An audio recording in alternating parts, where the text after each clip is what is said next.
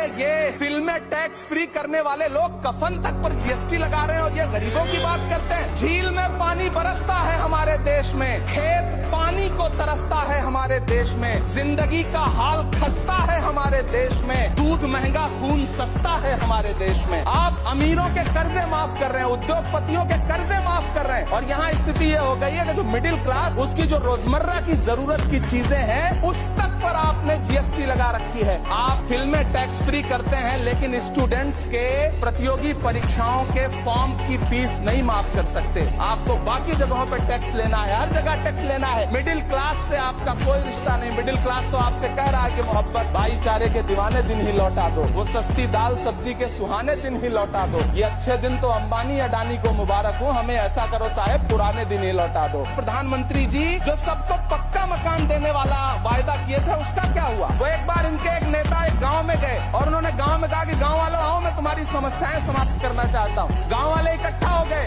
नेताजी ने गांव वालों से कहा बताओ तुम्हारी 2 समस्याएं बताओ, मैं दोनों समस्याओं का यहीं पे समाधान करूंगा। तो गांव वालों ने कहा साहब हमारी पहली समस्या है कि हमारे यहाँ कोई हॉस्पिटल नहीं है। तो नेताजी ने मोबाइल निकाला, कहीं फोन मिलाया और मिला के फोन पे पता नहीं क्या कुछ कहा कि यहाँ गांव में हॉस्पिटल नहीं है, हॉस्पिटल तुरंत यहाँ हॉस्पिटल चाहिए। गांव वाले खुश हो गए कि 1 मिनट में यहाँ हॉस्पिटल आ रहा है। अगली समस्या के बारे में उन्होंने नेताजी ने गांव वालों से कहा कि मैंने आपकी पहली समस्या समाप्त कर दी, दूसरी समस्या बताओ। तो गांव वालों ने कहा साहब इस गांव में कोई भी मोबाइल का नेटवर्क ही नहीं है। ये है इनके काम।